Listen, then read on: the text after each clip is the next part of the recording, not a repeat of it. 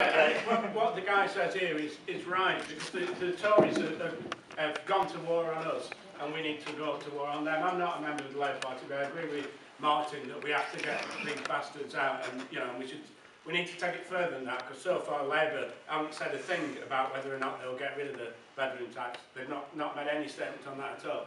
So we need to push on that as well.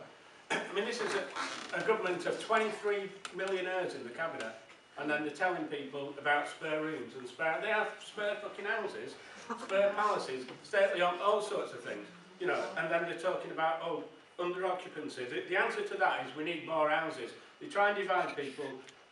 First of all, they divide people on grounds of race, and then they say people who are disabled or single mums or whatever, taking properties when other people need properties. If there's more properties needed, we should build more houses. That's absolutely simple, just the ABC. The money's there. If we could do it in 1945, we could build a health service, council houses right across the country. Why can't we do it now? The country was bankrupt then. We're now something like the 6th or 7th richest country in the world, and not a massive population. So it should be able to be done, and it could be done. My name's Neil. I'm a health worker in Manchester. I work with people with mental health problems, but I live in Bolton. And the war that these people that the Tories have launched on disabled people is absolutely disgusting. All the different benefit cuts, absolutely trying to squeeze the last drop out of the poorest people. They should rot in hell for that. And it isn't anything to do with saving money.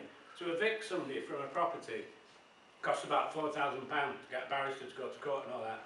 It costs another £5,000 to rehouse them. So it's nothing to do with saving money at all. It is to do with victimising people. And it's good that Bolton at Home and certainly the trade unions have come out against the bedroom tax, but they need to, especially the housing associations, need to realise that it will be the death of public housing, including social housing, if they don't properly oppose the bedroom tax. And they could do it. They can redesignate rooms. They can say, no, that isn't a 3-bedroom, that's a 1-bedroom property. And then there would be no extra bedroom tax to pay. And it's in their interest to do it. Already, in the first 3 months of the tax being in place, Bolton at Home have lost £120,000. And that's right at the beginning, before arrears start to build up, while people are still trying to desperately pay it, as Linda was, until she realised if she did pay it, she wouldn't have money for food, or money to treat the grandkids or whatever. So the housing associations, all of them, need to really get off the fence and come out fighting with the tenants. But even if it went on at the same level and didn't escalate the arrears, obviously they will escalate, that's £500,000 that Bolton at Home will lose this year, which, organisations can't afford to lose that sort of money. So, we need to really get organised. The argument that Linda and other people put as well is that these are homes, they're not properties. We don't, as Chris I think said, the Tories think about properties. They might have 6 or 7, they might have 30 properties. But we only have a home, we only ever have one home. I mean, I was born, I'm from Preston, I was born in a council house in Preston. And I was born in 1960, my little brother, who was born 3 years later, still lives there, and lives there with his kids now. My mum and dad have passed away. And that's the McAllister family seat, council house.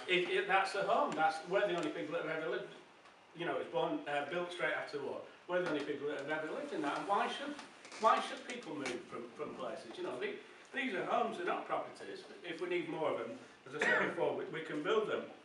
And I think Martin's idea of some sort of legal rights card or whatever is a very good idea.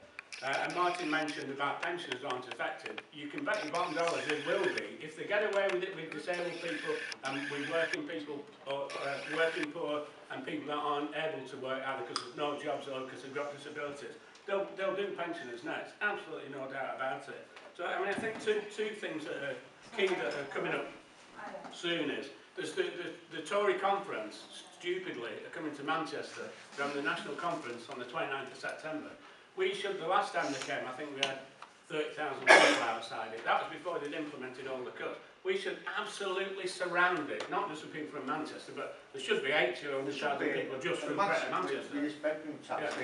We should make it so that they can't actually, everybody should be in Manchester on the 29th of September from right across the country.